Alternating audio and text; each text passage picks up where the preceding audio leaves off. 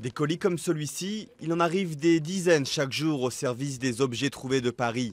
Arrivé tout droit de la RATP, ce sac contient des portefeuilles, des sacoches et même des CD de musique. La mission pour ce service, retrouver son propriétaire. J'essaye de retrouver à qui appartient cet objet. Et on lui envoie un courrier pour lui signaler que son objet est bien arrivé aux objets trouvés de la préfecture de police de Paris. Si nous n'avons pas d'indice, alors par contre ça se complique un petit peu plus. Parce qu'à ce moment-là, après, on est obligé de le mettre en investigation, service investigation. Et ce service investigation, un peu comme une enquête policière, essaie de remonter la piste de l'objet en utilisant Internet et les pages jaunes. En 2011, plus de 186 000 articles ont été déposés aux objets trouvés. Mais en cette période estivale, Paris n'a pas les mêmes perdants.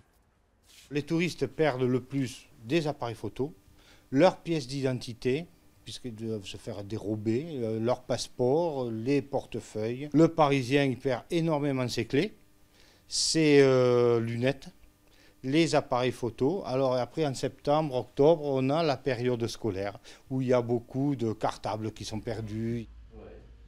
Une robe de mariée qui a perdu sa belle, un crâne sans squelette ou des ordinateurs par dizaines. C'est un véritable catalogue à la Prévert qui repose dans cet entrelac d'étagères où chacun a la chance de mettre la main sur ce qu'il recherche.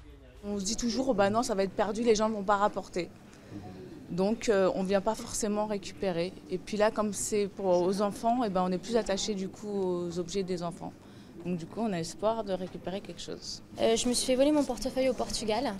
Et donc je pense que la police a dû retrouver la personne et l'ambassade de France l'a renvoyé ici en fait. Donc oui, c'est vraiment the happy end. Chaque objet est conservé jusqu'à 1 an avant d'être restitué à celui qui l'a déposé.